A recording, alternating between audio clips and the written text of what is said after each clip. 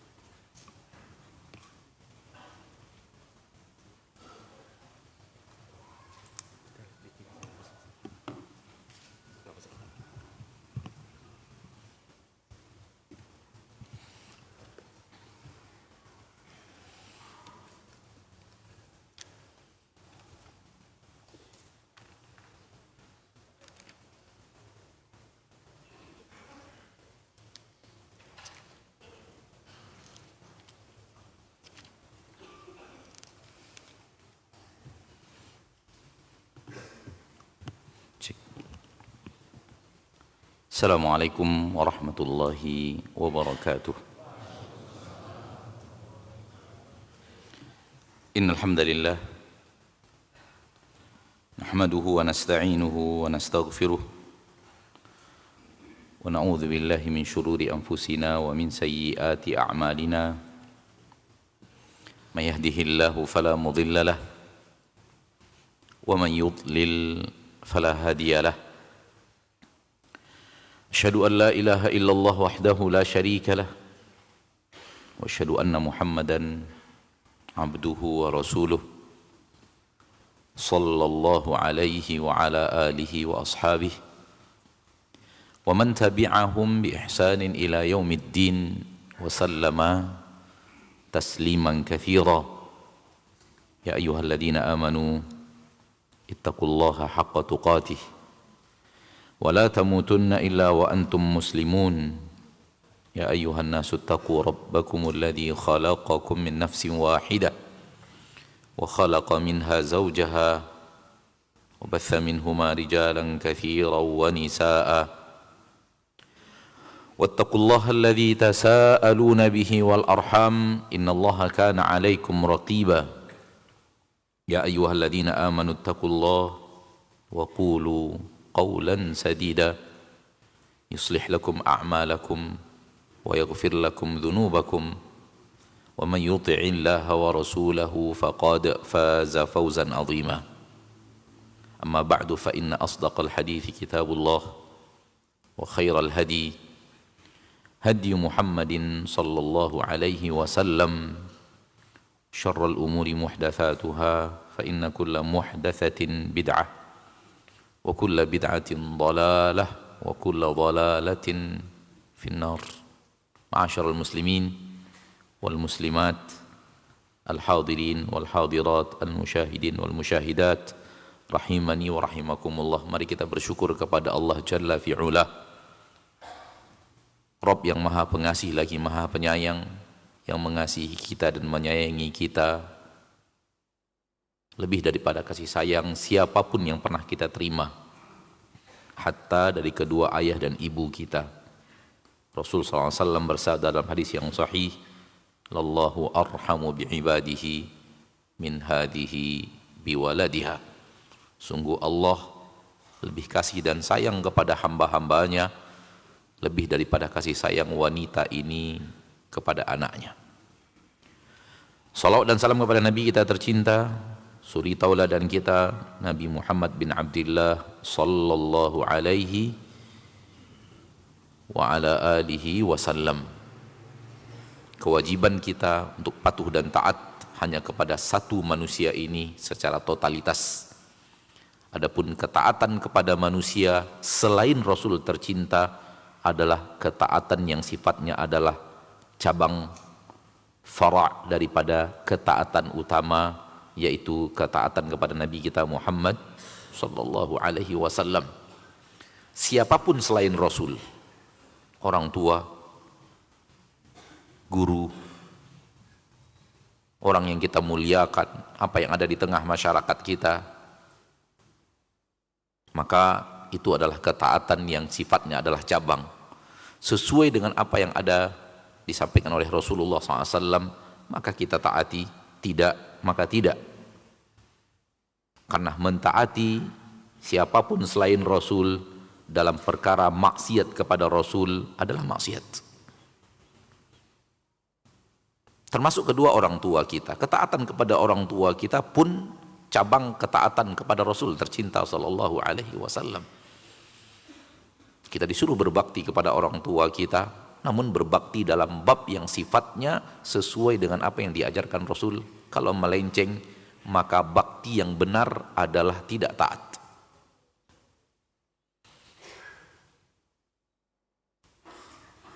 Wa ma kana lil mu'minin wala mu'minatin idza qadallahu wa rasuluhu amran an yakuna lahumul khiyaratu min amrihim. Tidak pantas bagi seorang lelaki mukmin, tidak juga pantas untuk seorang wanita yang mukminah, apabila Allah dan Rasulnya telah menyatakan sebuah pendapat, sebuah perkara, tidak pantas bagi mereka punya pilihan lain dalam perkara itu. Wajib patuh dan taatnya kepada apa yang Allah nyatakan dan kepada apa yang Rasul katakan. Dan itu yang dibuktikan oleh para sahabat ridwanullahi alaihim ajma'in.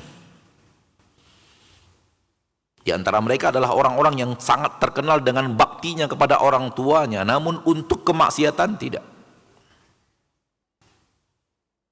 Dan betapa banyaknya sekarang di antara kita hidup di permukaan bumi umat Islam yang tahu itu adalah maksiat, tetap mereka kerjakan dengan alasan ini bakti kepada orang tua. Orang tua ala ra'si wal ain, kita patuh dan taat, tapi ketaatan dan kepatuhan kepada Rasul di atas ketaatan dan kepatuhan kepada kedua orang tua. Semoga Allah tabaraka wa taala menghidupkan di hati kita ketaatan dan kepatuhan kepada Allah dan Rasulnya di atas segala-galanya. Amin ya rabbal alamin. Ma'asyiral muslimin wal muslimat rahimani wa rahimakumullah. Pertemuan ini merupakan kelanjutan pertemuan sebelumnya. Di pertemuan sebelumnya kita telah berbicara tentang kaidah apabila kita ingin akidah kita benar dan tidak melenceng dan tidak menyimpang. Ada 3 kaidah kita sebutkan. Kalau ada di antara kita yang masih ingat, kaidah yang pertama, kalau kita ingin akidah kita sahihah, benar, tidak salah, wajib bersumber daripada Al-Quran dan Sunnah. Yang kedua, wajib memahaminya sesuai dengan pemahaman salafus saleh. Dan yang ketiga, jangan main akal di bab-bab akidah.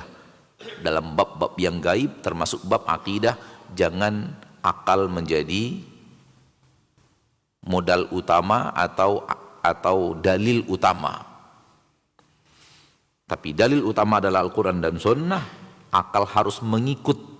Akal digunakan tapi mengikut kepada dalil yang ada di dalam Al-Quran dan Sunnah, dan tidak boleh bertolak belakang dengan Al-Quran dan Sunnah. Ini yang telah kita sampaikan pada kesempatan yang lalu, dan juga kita sampaikan kalau kita pegang teguh kaidah ini, 3 kaidah penting ini dalam ingin memiliki akidah yang benar, insya Allah perlahan tapi pasti sesuatu yang salah yang pernah kita yakini terkikis.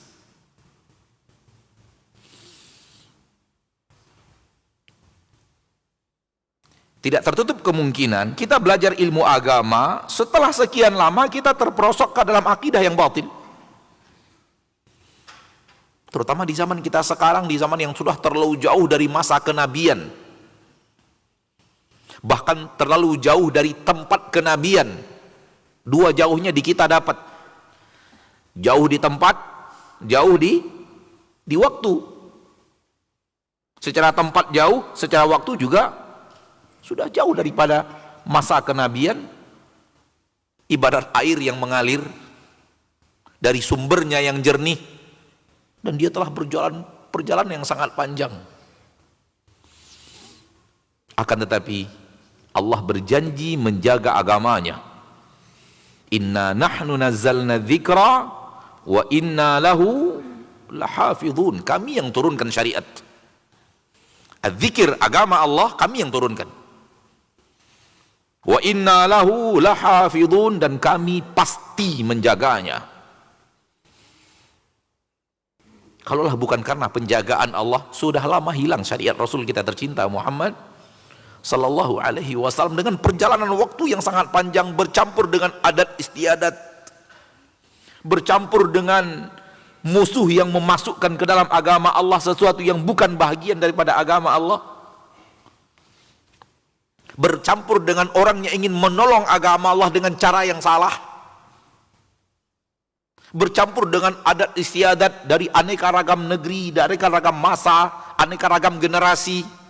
Kalau bukan Allah yang menjaga, kita tidak akan bisa mempertahankan agama Allah yang murni, agama Allah yang sahih sampai ayat abad ini. Bukan kekuatan manusia,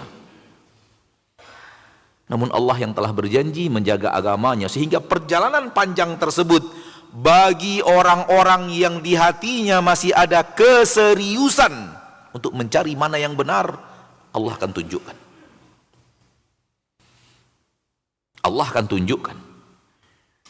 Dan itu janji Allah di akhir surah Al-Ankabut. Walladzina jahadu fina lanahdiyannahum subula. Orang-orang yang benar-benar serius mencari jalan kami, kami pasti akan tunjukkan kepadanya jalan itu.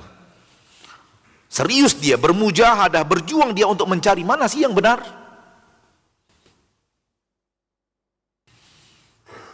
Dan perhatikan ma'asyiral muslimin, ma'asyiral muslimat rahimani wa rahimakumullah. Muara aneka ragam firqah-firqah yang ada dalam agama Islam, ketika mereka mencari kebenaran, muaranya adalah Al-Quran dan Sunnah di atas pemahaman salafus saleh. Perhatikanlah.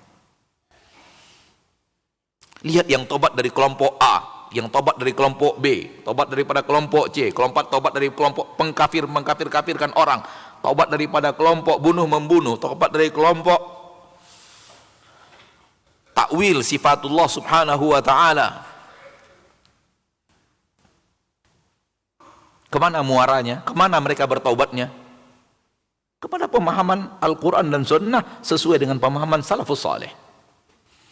Di sini mereka menemukan apa yang mereka cari selama ini, walau di aneka ragam kelompok dan sekte yang ada dalam agama Islam. Dan tidak sedikit di antara mereka yang bercerita kepada kita sudah melalang buana di aneka ragam firqah di dalam agama Islam. Dan mungkin di antara kita ada mantan-mantannya juga. Mungkin, walaupun yang senyum-senyum, ana rasa mungkin itulah orangnya gitu. Karena ana nggak tahu. Mencari kebenaran di kelompok ini tak menemukan. Mencari kebenaran di kelompok ini, oh kayaknya ini yang benar, dicari. Loh kok begini? Pindah lagi. Cari lagi di tempat ini. Loh kok begini? Sampai dia bertemu Al-Quran dan Sunnah sesuai dengan pemahaman salafus saleh. Akidah yang kemarin kita katakan pada pertemuan sebelumnya, yang tidak menggunakan akal kecuali menyesuaikan akal dengan apa yang ada dalam Al-Quran dan Sunnah dan dipahami oleh salaful ummah.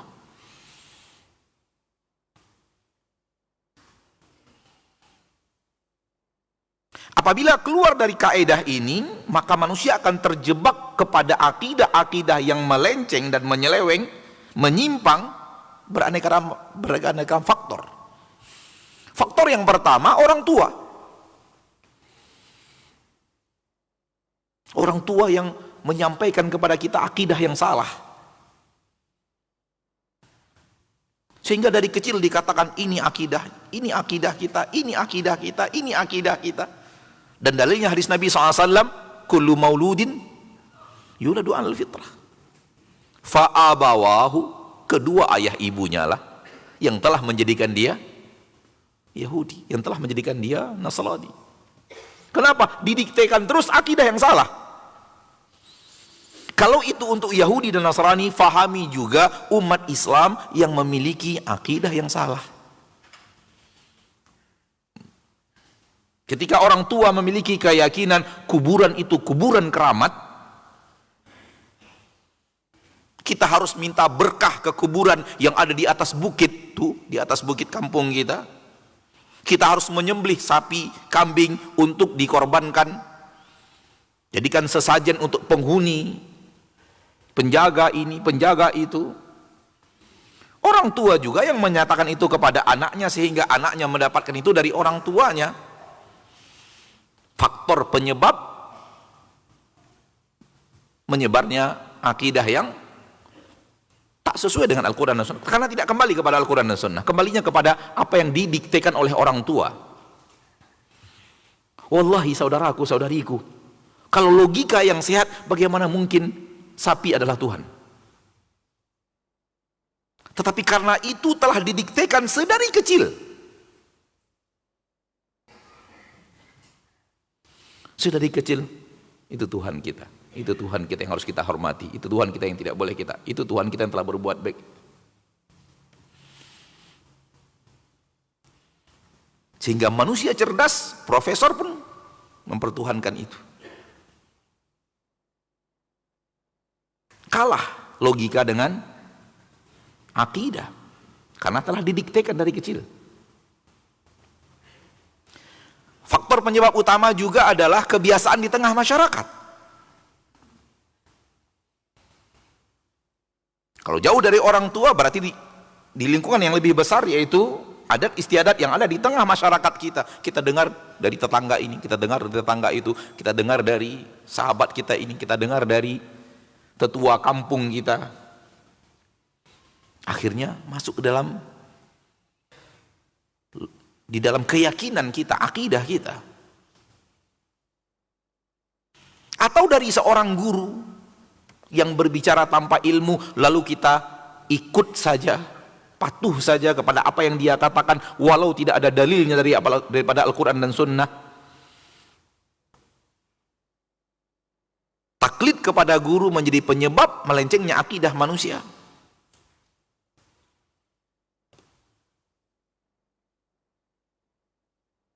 Datang kepada saya salah seorang di antara kaum muslimin yang berkali-kali hadir di majelis akidah, lalu kemudian dia mengatakan, Ustadz, izinkan saya jumpa dengan antum setelah kajian.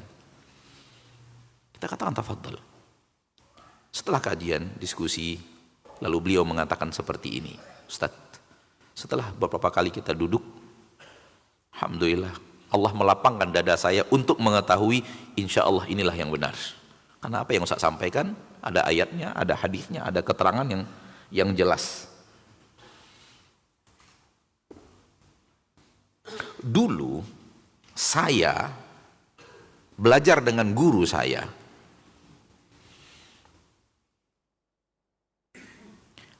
Guru saya dan itu yang saya fahami dan itu yang saya amalkan, saya jadikan keyakinan.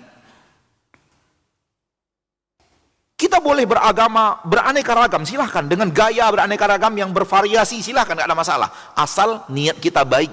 Insya Allah kalau niat kita baik, kita akan bersatu di ujung sana, akan bertemu di ujung sana. Seluruh jalan ini akan mengantarkan satu jalan yang ada di depan. Wallahi ini 180 derajat bertabrakan dengan hadis Nabi. 180 derajat bertabrakan dengan hadis Nabi. Hadis Nabi ke kanan, dia ke kiri. Perintah Nabi kita tercinta yang ada dalam Al-Quran dan Sunnah adalah ikuti jalan yang satu. Jangan ikuti jalan selain yang satu ini. Kalau kalian ikuti jalan selain yang satu ini, kalian akan berpencar-pencar, terpecah-pecah, bersekte-sekte. Itu yang dikatakan oleh Nabi kita tercinta sallallahu alaihi wasallam. Jangan ikuti jalan selain yang satu ini. Pilih satu jalan saja, jalan yang diajarkan Allah kepada Rasulnya tercinta, jalan yang Rasul tercinta ajarkan kepada umatnya. Pilih satu jalan ini saja. Wa anna hadza sirati mustaqima fattabi'u. Ini jalanku yang satu yang lurus, ikuti jalan yang satu ini saja. Wa la tattabi'us subula. Jangan ikuti jalan-jalan yang lain. Guru saya mengatakan, silahkan pilih jalan yang mana saja. Kalau Anda memilih jalan yang mana saja dengan niat yang suci, bertemu di satu jalan di ujung nanti kita ketemu. Bertabrakan tidak? Rasul melarang, gurunya mempersilahkan. Rasul mengatakan kalau tidak ikut jalan yang satu ini kalian akan berpecah-pecah. Dia tidak mengatakan tidak. Silahkan pilih, nanti kita bersatu. Lihat, 100% berbeda dengan apa yang dikatakan oleh Nabi kita tercinta Muhammad Sallallahu Alaihi Wasallam. Dan itulah kebiasaan syaitan. Syaitan itu merubah-rubah hak jadi batil, batil jadi hak dengan aneka ragam cara merubahnya, dengan aneka ragam redaksi merubahnya. Itu dulu yang saya pelajari Ustaz. Sehingga saya bebas memilih manapun aliran yang mau saya ikuti, yang penting niat saya baik. Nanti akan ketemu di jalan yang satu, di ujung akan bertemu dengan Allah, bertemu dengan surga Allah, bertemu dengan... Silakan pilih jalan yang beraneka ragam, kalau niat kita suci, di ujung jalan nanti kita akan ketemu. Padahal Rasul mengatakan jangan ambil jalan yang lain, cukup jalan yang satu ini. Kalau kalian ambil jalan yang lain, kalian bertengkar, kalian berpecah-pecah, kalian bersekte-sekte, kalian bervariasi nanti, tidak akan bersatu. Dan terbukti zaman sekarang umat Islam tidak bisa bersatu karena telah mengambil jalan yang bervariasi dan tidak menjadikan satu itu jalan itu saja sebagai panduan hidup dalam kehidupan beragama. Kalau itu bebas mengikuti apa saja yang dia inginkan untuk dia ambil, hancur agama kita.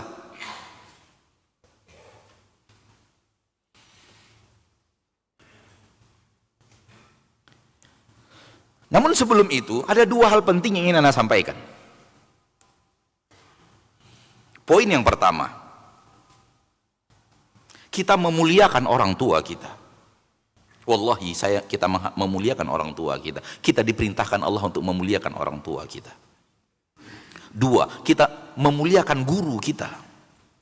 Kita memuliakan orang tua di tengah masyarakat. Tetua-tetua kampung kita, wallahi kita muliakan mereka. Wajib untuk memuliakan orang tua. Laisa minna man lam yarhamu saghirana.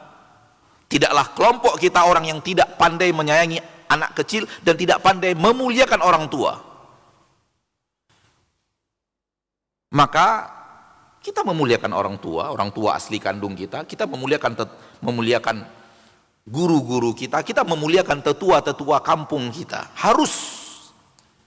Akan tetapi ingat bahwa memuliakan mereka kembali kepada ketaatan kepada Allah dan Rasulnya. Sekiranya ada dari orang tua kita sesuatu yang tahu kita tidak sesuai dengan Al-Quran dan Sunnah, terutama dalam bab akidah sebagaimana yang kita bicarakan sekarang, bukanlah ketaatan kepada orang tua, bukanlah memuliakan orang tua, tetap mengikuti orang tua walau berbeda dengan apa yang ada di dalam Al-Quran dan Sunnah, seperti yang telah kita sampaikan di dalam awal muqaddimah.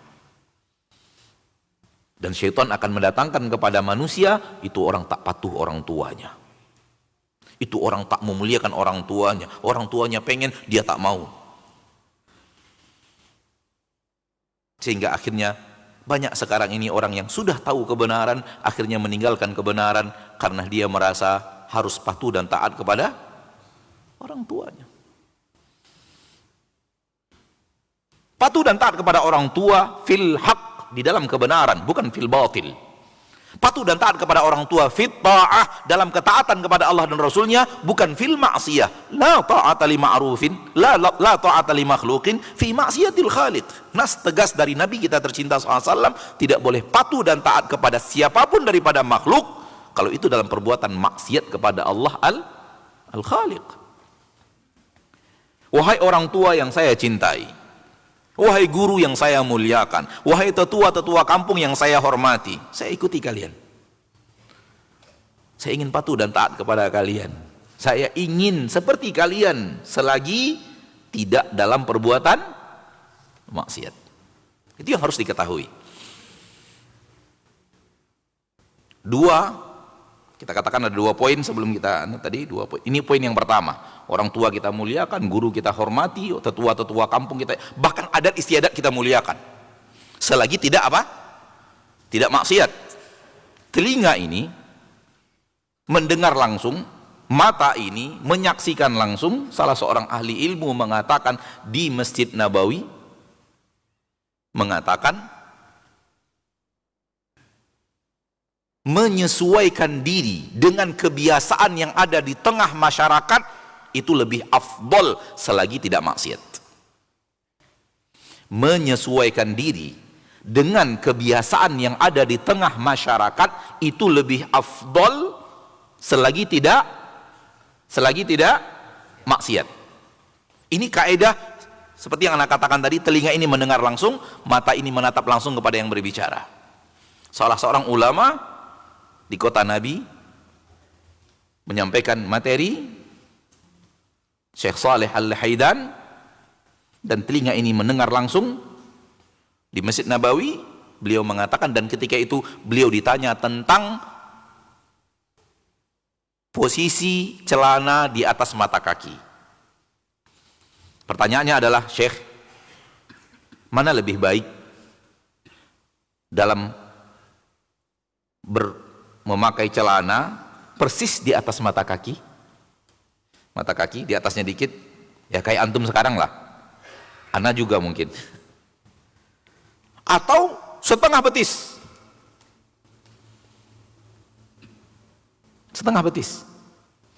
Rasul kita pakaian bagian bawahnya setengah betis. Mana yang seharusnya kita lakukan? Kata beliau, semuanya sunnah. Baik yang setengah betis sesuai dengan sunnah Rasul, di bawahnya sesuai dengan sunnah Rasul, di atasnya persis sesuai dengan sunnah Rasul. Yang tidak sesuai di bawah mata kaki, di atasnya persis. Itu semuanya sunnah, mulai dari atas mata kaki sampai setengah betis. Itulah takaran sunnah. Dan silahkan amalkan, namun musayaratu urfin nas penting. Sesuai dengan kebiasaan masyarakat juga perlu untuk diperhatikan. Apabila antum mengangkatnya setengah betis dan itu tidak sesuai dengan kebiasaan di tengah masyarakat antum, lebih afdol apabila meletakkannya di atas mata kaki saja. Tidak berbeda jauh dari kebiasaan di tengah masyarakat. Apalagi masyarakat sekarang yang sudah mulai stylekan. Nanti akan berubah, style itu akan berubah, percayalah antum. Style itu tergantung arus bawah yang membuatnya. Dan manusia rata-rata pengekor arus, seperti yang dikatakan oleh Nabi kita tercinta SAW, walakinnakum ghutha'un ka'utha'is sail. Kalian hanya bagaikan buih, orang bermain di bawah kalian ikut. Ala kulli hal, seperti yang anak katakan tadi, hatta para ulama menyuarakan samakan diri dengan kebiasaan masyarakat selagi tidak maksiat. Maka kita ikuti. Hanya ketika maksiat kita tidak bisa. Kenapa? Karena patuh kepada orang tua dan patuh kepada Allah dan Rasulnya, ketika itu tidak bisa disatukan menjadi satu kesatuan yang dikerjakan sekaligus. Kalau ini yang dipilih, ini terbengkalai. Kalau ini yang dipilih, ini akan tidak terlaksana. Kepatuhan kepada Allah dan Rasulnya lebih utama. Yang kedua, seorang yang ingin belajar ilmu agama harus mengerti ilmu agama. Dia tidak boleh ilmu agamanya itu ngikut orang. Harus belajar, harus berilmu. Allah menyuruh kita, fa'lam, belajarlah, ketahui. Allah menyuruh kita, iqra bismi rabbikal ladzi khalaq. Allah menyuruh kita, fas'alu, bertanya. Kalau kalian tidak mengerti, bertanya. Supaya apa? Supaya kita beragama by ilmu, bukan by ikut-ikutan. Datang kepada kita akidah dari orang tua kita, tak masalah. Bukan karena dari orang tua jadi salah, bukan. Tapi lihat mana yang sesuai dengan Al-Quran. Tanyakan dalilnya. Kalau ada ayatnya, ada hadisnya, benar pemahamannya, terima. Wa ni'm. Dan alangkah indahnya apabila orang tua kita mengajarkan kepada kita akidah yang sahihah. Namun permasalahannya, kalau tidak, di tengah sebuah masyarakat, masyarakat pun bervariasi. Ada masyarakat yang kenal sunnah, ada masyarakat yang tidak kenal sunnah. Bukan berarti asal sesuai dengan kebiasaan masyarakat berarti salah, enggak. Pun yang di tengah-tengah yang masyarakat yang tidak sesuai dengan sunnah, masih banyak hal-hal yang tidak bertabrakan dengan sunnah yang bisa diikuti. Maka permasalahannya adalah kita mengamalkannya pakai ilmu atau pakai ikut-ikutan. Termasuk apa yang disampaikan guru.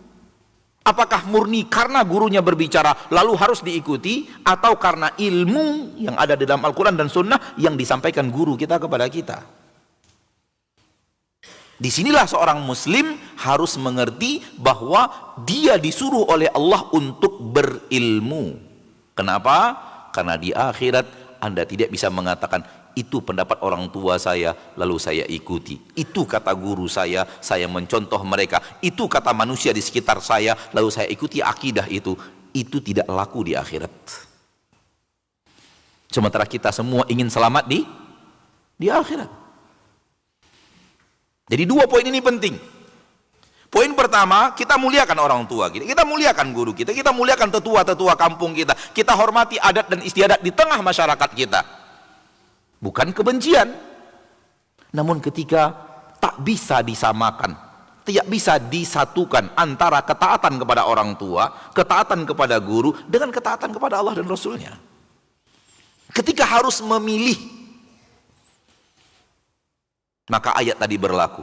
Wa ma kana lil mu'minin wala mu'minatin idza qadallahu wa rasuluhu amran an yakuna lahum al khiyaratu min amrihim. Kalau sudah Allah putuskan, begini Allah katakan, begini Rasul katakan, ternyata berbeda dengan apa yang kita terima dari orang tua kita. Begini Rasul mengamalkan, berbeda dengan apa yang kita terima dari guru kita. Begini yang Rasul kerjakan dan para sahabat lakukan, berbeda dengan adat istiadat di kampung kita. Apa yang harus kita lakukan? Ketika itu kita harus memilih Al-Quran dan Sunnah.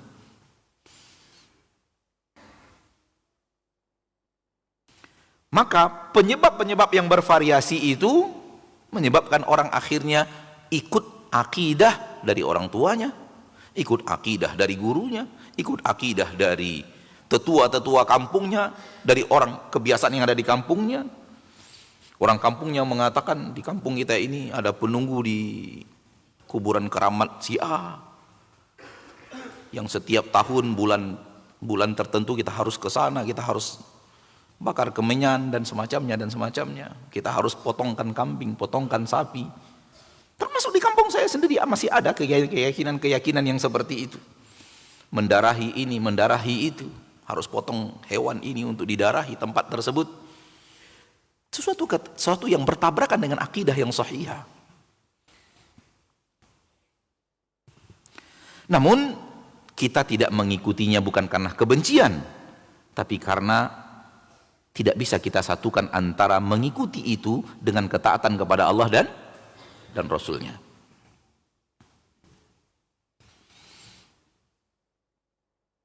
Di dalam Al-Quranul Karim, Allah Tabaraka wa Ta'ala berfirman, yang kalau kita pegang teguh ayat ini, hilang seluruh permintaan kepada selain Allah.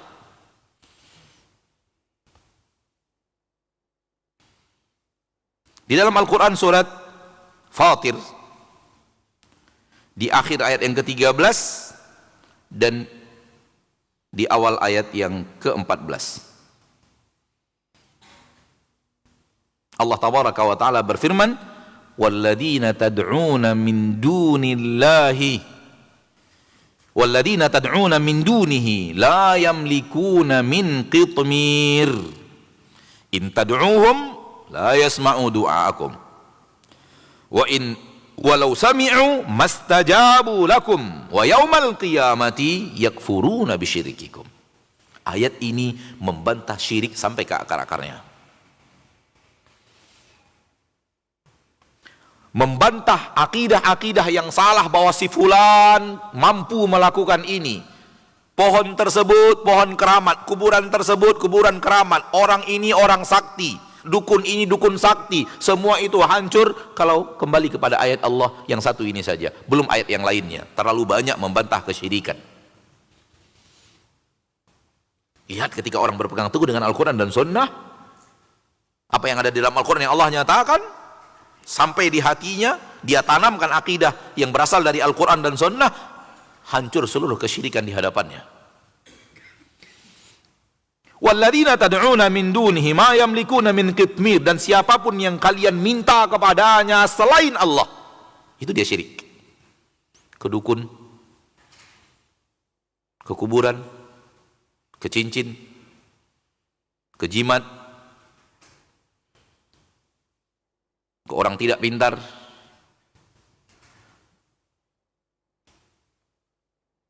Siapapun yang kalian seru selain Allah, hanya Allah yang tidak. Selain Allah, ini keadaannya. Ma yamlikuna min qitmir. Mereka tidak bisa memiliki apapun walau hanya qitmir. Apa itu qitmir? Pernah makan kurma? Pernah makan kurma? Pembungkus kurma di dalam atau di luar atau di dalam? Pembungkusnya di luar atau di dalam? Di dalam malah. Salah satu perbedaan kurma dengan yang lain. Buah-buah yang lain pembungkusnya di luar. Kurma enggak, luarnya terbuka, yang ada bungkusnya di dalam. Justru yang dibungkus adalah bijinya, ya atau tidak? Nah, bungkus biji itulah qitmir. Bungkus biji kurma sebesar ini, ada bungkusnya. Alangkah hinanya, alangkah kerdilnya, alangkah kecilnya, alangkah sepelenya. Mereka selain Allah tak punya. Ngapain minta ke dia? Kulit pembungkus biji kurma aja nggak punya? Tak mampu. Orang yang kalian minta manfaat, orang yang kalian minta rezeki, orang yang kalian minta kepadanya kelapangan ini, kelapangan itu, minta rezeki ini, rezeki itu, minta dilapangkan ini, dilapangkan itu, nggak punya apa-apa. Walau hanya qitmir, kulit ari, biji kurma. Lebih gede biji durian kan? Nggak punya, ngapain minta? Wa faqidu syai'i la yu'tihi. Orang yang tak punya sesuatu nggak bisa memberikan apapun karena dia memang nggak punya. Ini akidah Ahlussunnah. Ini akidah dalam Al-Quran dan Sunnah. Ini akidah yang Allah turunkan kepada Nabi kita tercinta, yang diajarkan oleh Nabi kita tercinta kepada kita dari 1400 tahun yang lalu lebih. In tad'uhum, kalau kalian minta juga kepadanya sesuatu, la yasma'u du'aakum, mereka tidak bisa mendengarkan permintaan kalian. Walau sami'u, walau mereka bisa mendengar, las mastajabu lakum, mereka tidak bisa mengabulkannya nggak bisa. Ngapain minta? Nggak bisa. Yang mengatakannya Allah yang tahu segala sesuatu di dalam Al-Quran. Nggak punya. Dan tidak bisa mengabulkan permintaan kalian, ngapain minta kepada selain Allah? Siapapun selain Allah nggak bisa apa-apa, yang bisa melakukan hanya Allah tabaraka wa ta'ala. Ini akidah. Kalau kita pegang akidah ini, hancur tuh seluruh yang namanya para tidak normal,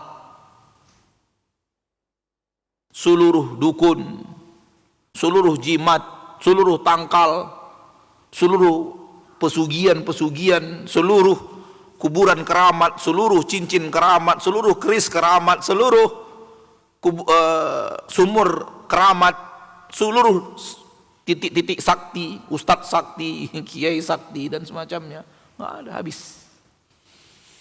Karena Allah sudah mengatakan hanya Allah satu-satunya. Lihat akidah yang sangat kuat dan kokoh mencampakkan seluruh kesyirikan.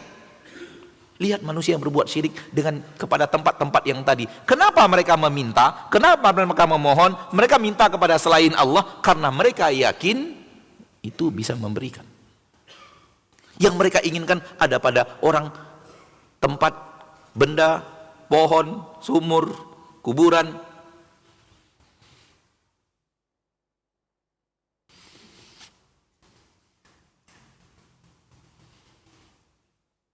Termasuk mungkin orang yang dianggap orang soleh. Dianggap orang soleh. Soal soleh tidak soleh di sisi Allah ilmunya. Tapi sudah kadang diyakini lebih daripada sekedar orang soleh. Bahkan diyakini wali Allah.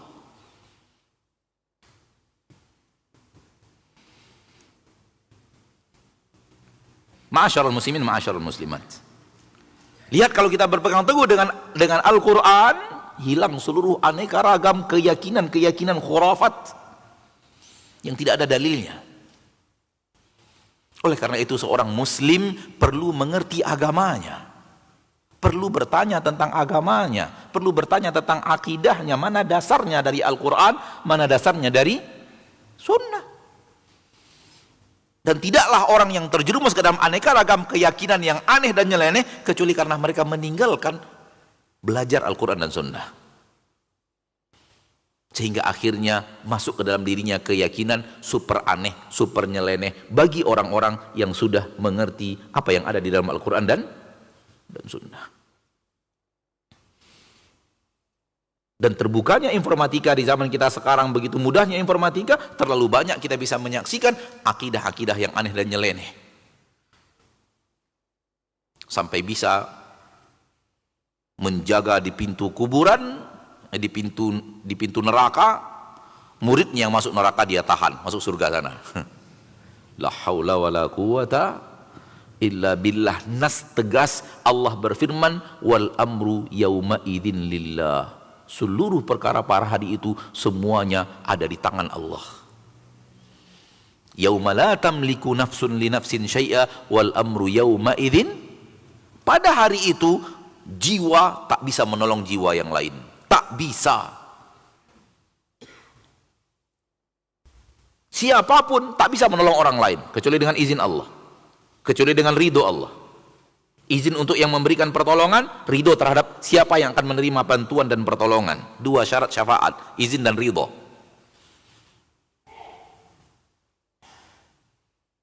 Man dzalladzi yashfa'u illa biiznih, izin untuk yang memberikan syafaat. Wala yashfa'una illa liman irtadha, ridho untuk yang menerima syariat, yang menerima syafaat. Maka syarat syafaat di padang mahsyar dua, izin dari Allah kepada yang memberikan syafaat, ridho terhadap siapa yang menerima syafaat.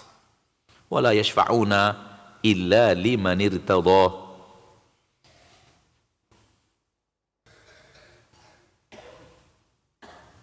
Wa kam min malakin fis samawati wal ardi la tughni syafa'atuhum syai'an illa min ba'di ay ya'dzanallahu liman yasha'u wa yarda.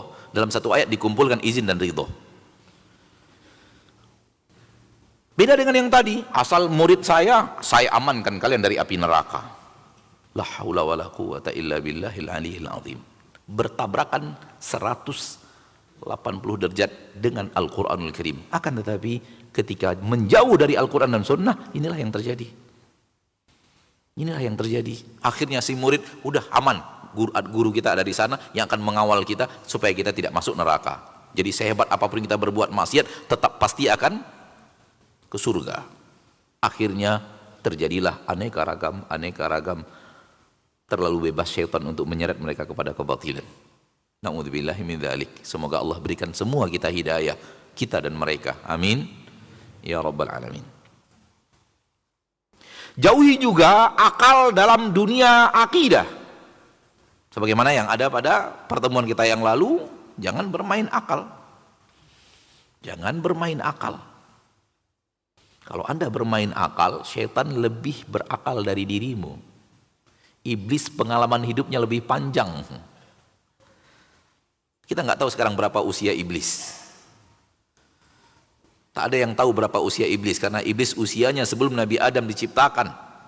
Ya atau tidak? Mana lebih dulu diciptakan Allah, Nabi Adam atau iblis? Iblis lebih dahulu diciptakan Allah. Lebih tua iblis itu daripada Nabi Adam sampai zaman sekarang. Lihat pengalaman hidupnya untuk menyesatkan kita. Nggak sanggup kalau kita berhadapan dengan akal-akalan dengan iblis. Oleh karena itu Allah turunkan Al-Quran, Allah utus Rasul untuk mengajarkan jalan yang iblis tidak bisa sentuh. Iblis tidak bisa bermain di sana. Oleh karena itu kata Nabi SAW, ikuti jalan yang satu, jangan ikuti jalan yang lain. Kenapa? Ada syaitan yang mengajak kalian untuk jalan yang lain itu. Ada syaitan di sana yang mengajak kalian untuk jalan yang lain. Tapi kalau ikut berpegang teguh dengan jalan yang satu ini, jalan yang lurus ini, iblis nggak bisa bermain.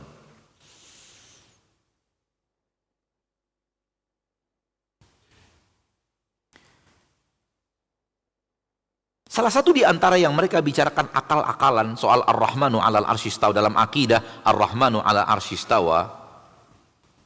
Orang yang memainkan akal mengatakan kalau Allah di atas arsy, logikanya adalah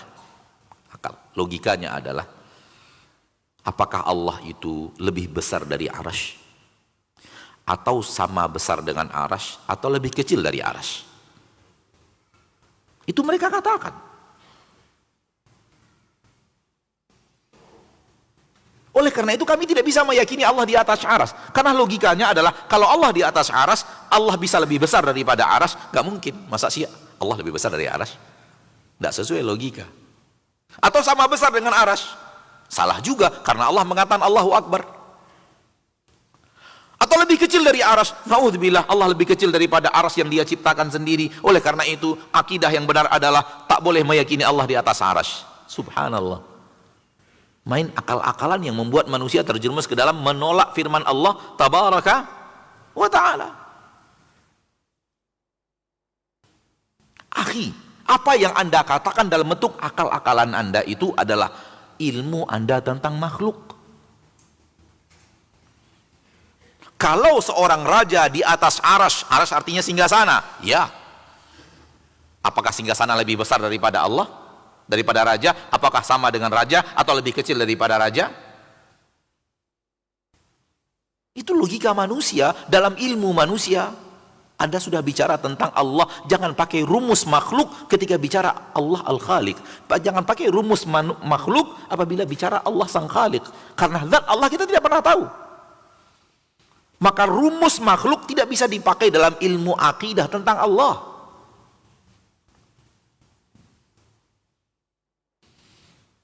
Dan belum lama ini Anda mendengarkan salah seorang masyayikh yang membantahnya dengan mengatakan, tanyakan kepada mereka Allah menciptakan alam, ya atau tidak? Pakai rumus logika tadi. Apakah Allah lebih besar daripada alam? Ataukah sama besar dengan alam? Atau lebih kecil daripada alam? Kalau begitu Allah tidak menciptakan alam semesta. Karena kenapa Allah ciptakan makhluk yang lebih kecil daripada dia?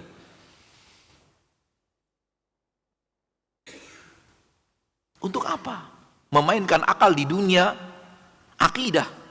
Murni akal. Murni apa? Murni akal. Akal dimainkan, tapi sesuaikan dengan syariat. Dan tidak ada yang seindah itu. Ulama mengatakan istiwa maknanya diketahui, berada di atas. Namun bagaimananya kita tidak tahu, karena kita tidak tahu bagaimana zat Allah dan bagaimana arasy Allah. Jangan tanya-tanya, karena para sahabat tak ada yang menanyakan.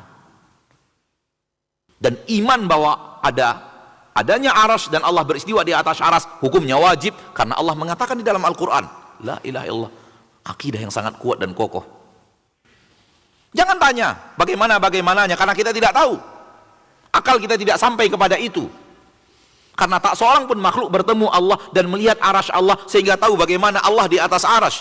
Istiwa maknanya jelas di atas arsy, itu makna istiwa dalam bahasa Arab, ala wartafa, berada di atas. Allah yang mengatakan Allah di atas arsy, maka maknanya jelas. Wal kaifu majhul, wal kaifu ghairu ma'lum, bagaimananya kaifnya tidak diketahui. Wal imanu bihi wajib, mengimani bahwa Allah di atas arsy itu wajib hukumnya, karena Allah yang mengatakan. Dan haram membantah firman Allah tabaraka wa ta'ala. Ini petunjuk, ini buku hudan, buku petunjuk. Berbeda kita dengan buku hudan, buku petunjuk, kita yang sesat. Wassu'alu anhu bid'ah, bertanya tentang seperti ini bagaimananya bid'ah, karena salafus soleh, para sahabat, tak ada seorang pun yang menanya-nanyakan bagaimananya.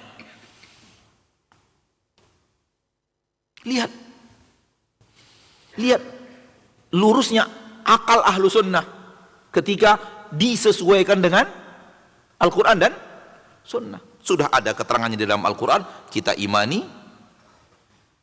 kita tahu artinya, kita imani, kita tidak boleh bertanya bagaimana kaifiatnya, dan jangan tanya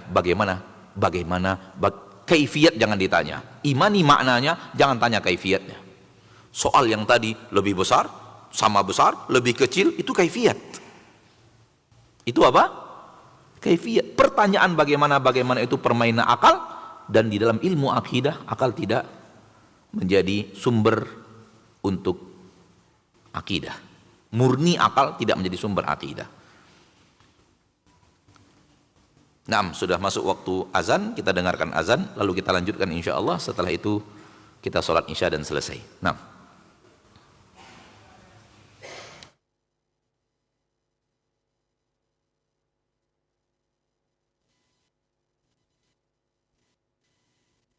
Ikhwatal Islam, untuk selanjutnya kita simak dikumandangkannya adzan untuk sholat isya bagi daerah Jakarta dan sekitarnya. Allahu Akbar, Allahu Akbar, Allahu Akbar, Allahu Akbar. Ashhadu an la ilaha illallah. أشهد أن لا إله إلا الله. أشهد أن محمدا رسول الله.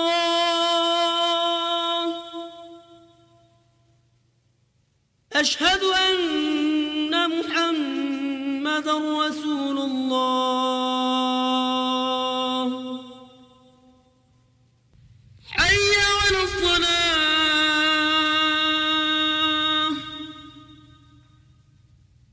حي على الصلاة.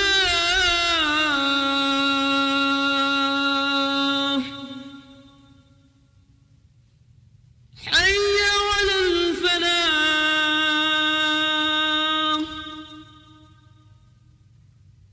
حي على الفلاح.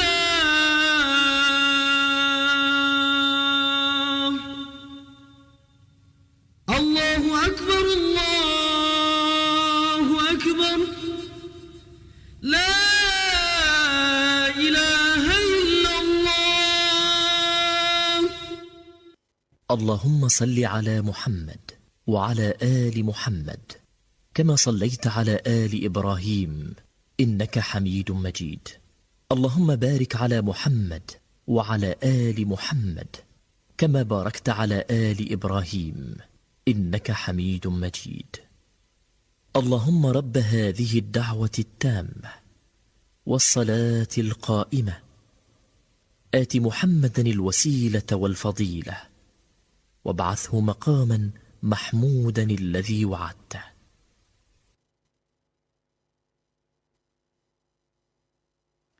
bagaimana Allah mengajarkan kepada kita bahwa siapapun selain Allah tak bisa memberikan apapun kepada kita, karena semuanya ada pada Allah Tabaraka wa Ta'ala. Maka jangan minta kepada selain Allah. Jangan anggap bahwa selain Allah itu bisa memberikan sesuatu kepadamu. Ini adalah pelencengan dan penyelewengan yang paling parah dalam akidah, ketika mereka mulai meminta kepada selain Allah, dan itu terjadi banyak di tengah kehidupan manusia. Rabbuna Tabaraka wa Ta'ala berfirman, wattakhadhu min dunihi alihatan la yakhluquna syai'an wa hum yukhlaqun wa la yamlikuna li anfusihim darran wa la naf'a. Siapapun yang mereka seru selain Allah tidak pernah menciptakan apapun. Justru mereka diciptakan. Wala yamlikuna li anfusihim darran wala naf'a. Dengarkan Rabb kita berfirman, wahai orang-orang yang ingin kembali kepada akidah yang ada di dalam Al-Quran. Mereka yang kalian seru selain Allah, yang kalian jadikan ilah tempat kalian meminta rezeki, tempat kita meminta ini, meminta jabatan, meminta lariskan, meminta perlindungan daripada mara bahaya, meminta pengamanan dalam perjalanan, meminta pengamanan di rumah, di badan, di keluarga dan semacamnya. Semua mereka itu Allah katakan wala yamlikuna li anfusihim darran wala naf'a. Mereka tidak bisa memiliki mudarat dan manfaat untuk diri mereka sendiri. Semua yang kalian seru selain Allah justru tidak bisa memberikan dirinya manfaat. Dia tidak bisa memberikan manfaat untuk dirinya sendiri, apalagi memberikannya untukmu. Untuk dia saja tidak mampu. Untuk dirinya saja dia tidak bisa memberikan manfaat, karena manfaat di tangan Allah. Allah yang memberikan manfaat kepada orang yang Allah inginkan. Allah yang menolak mudarat kepada orang yang Allah pilih. Bukan mereka. Kalau mereka tidak bisa menolak mudarat dari dirinya, dan mereka tidak bisa memberikan manfaat untuk dirinya sendiri, bisakah mereka berikan untukmu? Kalau untuk diri mereka saja tak mampu, Allah yang menyatakan, dan ini adalah kitab hudan, kitab petunjuk, kitab akidah paling hebat di permukaan bumi. Ini dia keadaan orang-orang yang diseru manusia, benda-benda yang diminta oleh manusia kepadanya sesuatu manfaat, baik manfaat untuk didapatkan atau manfaat untuk menolak mudarat. Mereka tidak bisa menolak mudarat untuk diri mereka sendiri. Mampu menyembuhkan kanker, mampu menyembuhkan ini, mampu menyembuhkan ini. Ketika pilek, beli obat di warung. Tidakkah itu sudah menjadi bukti nyata? Pilek saja penyakit ringan Anda tidak bisa memberikan kesembuhan yang Anda janjikan kepada manusia. Paham nggak maksudnya? Realita nyata, ketika mereka pilek, minum obat, cari obat di warung untuk diminum. Kalau penyakit pilek yang sangat kecil Anda tidak mampu menyembuhkan dirimu dari pilek tersebut, Anda butuh obat dari warung. Bagaimana dengan penyakit stroke, penyakit kanker, penyakit aneka ragam penyakit yang sampai 100 penyakit disebutkan mampu saya sembuhkan? Dusta. Mana yang lebih ringan? Kanker atau pilek? Kalau pilek saja Anda butuh obat dari warung. Kalau Anda di tangan Anda penyembuhan penyakit, Anda pasti tidak pernah sakit. Maka inilah akidah yang benar. Mereka tidak bisa memberikan manfaat apapun untuk dirinya dan tidak bisa menolak mudarat apapun apabila Allah inginkan untuk dirinya. Untuk dirinya saya tidak mampu, apalagi untuk kalian. Ini akidah di dalam Al-Quran dan Sunnah.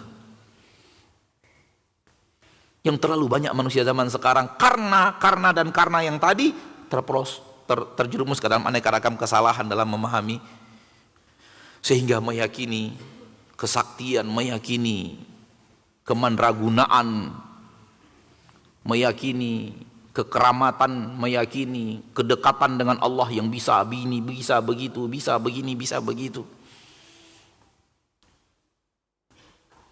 Akhirnya dipermainkan. Terakhir kita tutup dengan sebuah kisah dari salah seorang ikhwan kita yang berkisah langsung kepada ana. Kita tidak ingin membuat cerita yang kita tidak tahu, tapi dia berkisah langsung kepada ana. Dia punya saudara di sekolahan, di sebuah sekolah berasrama, suatu saat hilang. Tak ada yang tahu kemana dia pergi. Tak ada yang tahu. Tanya gurunya, tak ada yang tahu. Temannya nggak ada yang tahu. Segala macam tidak ada yang tahu. Ditanya, tiada yang tahu. Tidak ada yang melihat kemana dia pergi. Dan ketika itu keluarga itu masih terlalu percaya kepada orang tidak pintar. Akhirnya keluarga itu pergi ke orang tidak pintar tersebut. Di Sumatera sana itu ada namanya orang bunian. Mungkin di sini ada atau tidak, anak nggak tahu. Tapi di Sumatera sana terkenal orang bunian. Jin, kaum jin, orang bunian. Disebutnya orang bunian. Kata si dukun, anak kalian itu nggak kemana-mana. Sedang dilarikan orang bunian di belakang sekolah. Di belakang sekolah. Maka cara mencarinya adalah pakai cermin dan jalannya harus mundur. Akhirnya kata beliau berkisah masa lalunya, yang beliau sudah taubat alhamdulillah, tapi berkisah tentang masa lalunya. Akhirnya kami minta izin kepada pihak sekolah untuk bagian belakang sekolah itu kami bersihkan semuanya. Dari semak belukar kami bersihkan, kami gotong royong dari keluarga dan kami bawa keluarga kami untuk. Setelah bersih, kami mulai berjejer bawa cermin jalan mundur, cari adik kami yang hilang. La haula wala quwata illa billah. Dipermainkan manusia dengan dusta-dusta mereka, nggak ketemu juga. Setelah 1 pekan, anak itu pulang. Ditanya, kamu kemana? Jalan-jalan ke Padang, bosan di pesantren katanya.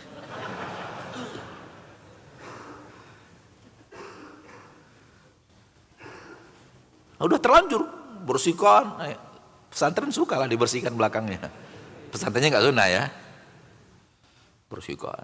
Kalau kami berjejer masing-masing bawa kaca, jalan mundur tuh sepanjang, karena kata orang tidak pintar tadi apa?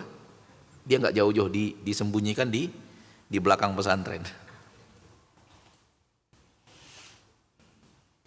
Inilah kalau kita terlalu percaya kepada hal-hal yang tidak mestinya kita yakini, percaya kepada keyakinan-keyakinan aneh dari orang-orang yang aneh.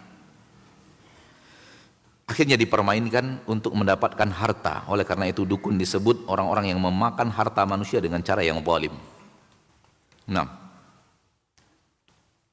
kembalikan kepada Al-Quran dan Sunnah, kembalikan kepada pemahaman salaful ummah, dan jangan murni bermain akal. Akal sesuaikan dengan Al-Quran dan Sunnah. Wallahu alam.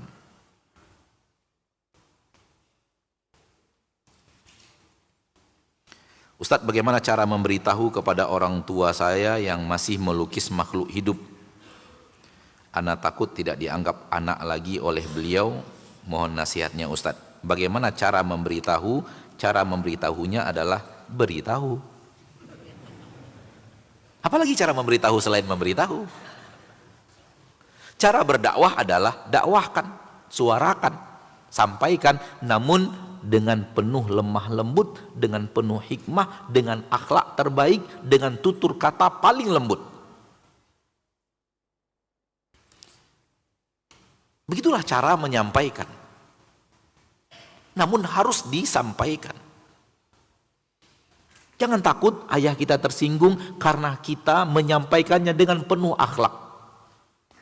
Karena itu bukan kesalahan orang anak kepada orang tua, justru itu bakti anak kepada orang tua. Kecuali si anak menyampaikannya dengan akhlak yang tidak baik, itu kesalahan anak. Tapi kalau anak menyampaikannya dengan akhlak yang baik, tutur kata yang baik, maka cara menyampaikannya adalah sampaikan, cara memberitahunya adalah beritahu, cara mendakwahkannya adalah dakwahkan. Dan manusia di dalam cara menyampaikan punya bervariasi cara kemampuan. Kemampuan anak mungkin tidak sama dengan kemampuan antum, kemampuan tidak sama dengan kemampuan yang lain. Masing-masing manusia Allah berikan sesuai dengan kemampuannya. Namun yang harus dibawa adalah lin warif, lemah lembutnya harus dibawa. Rasulullah SAW mengatakan, maka narifku fi syai'in illa zanah wa manuzi an syai'in illa sya'nah. Kalau lemah lembut ada pada sebuah perkara, dia akan menghiasi perkara itu sehingga terlihat indah. Kalau tidak, maka perkara itu akan menjadi tidak indah, tidak baik. Sya'nah, membuatnya buruk karena tidak ada lemah lembut di dalamnya.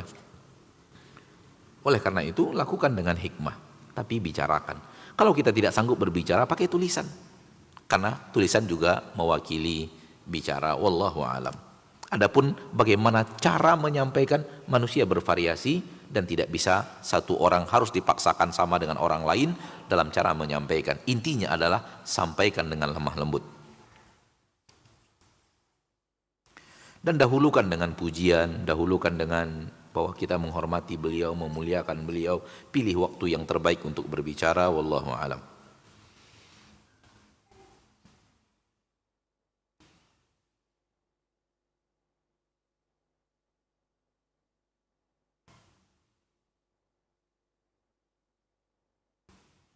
Bagaimana di saat posisi kita di tengah pemahaman akidah yang menyimpang, sedangkan ada beberapa orang yang harus kita jaga akidahnya. Apa yang harus kita lakukan?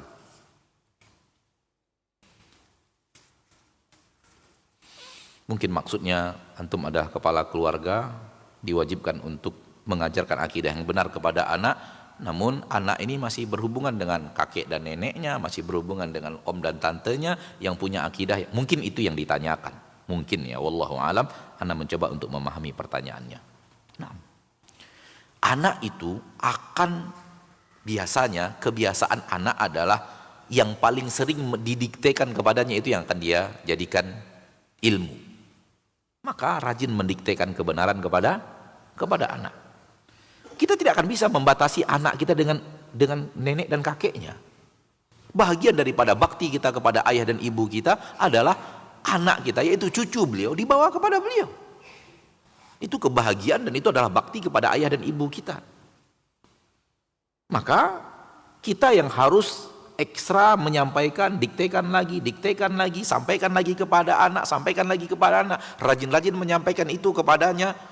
Nanti kalau kalian bertemu kakek dan nenek, di rumah kakek dan nenek nanti ada itu loh, itu tidak benar, itu nggak boleh.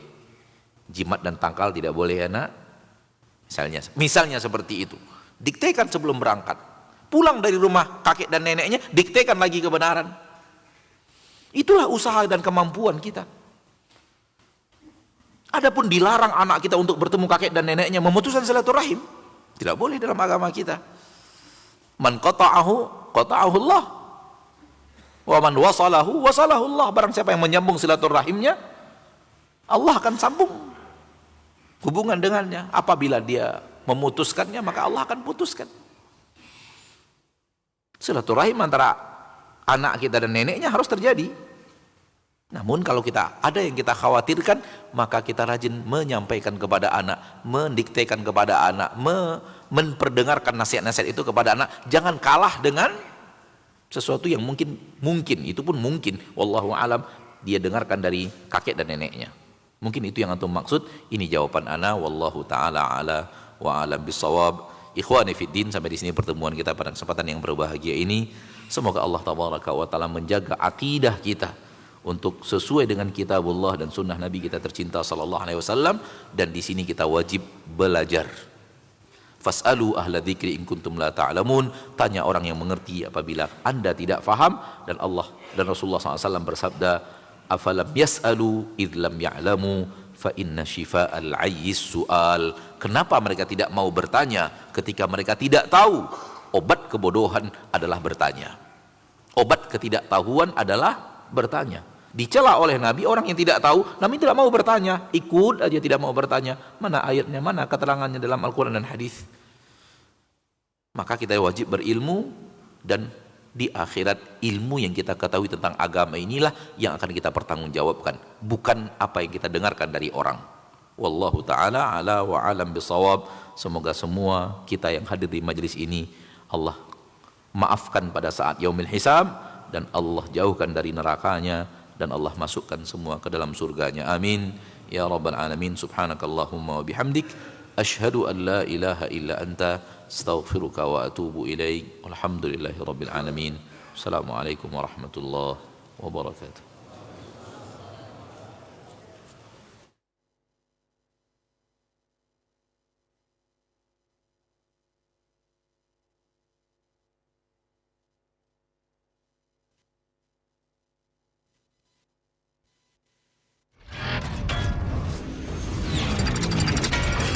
Roja TV.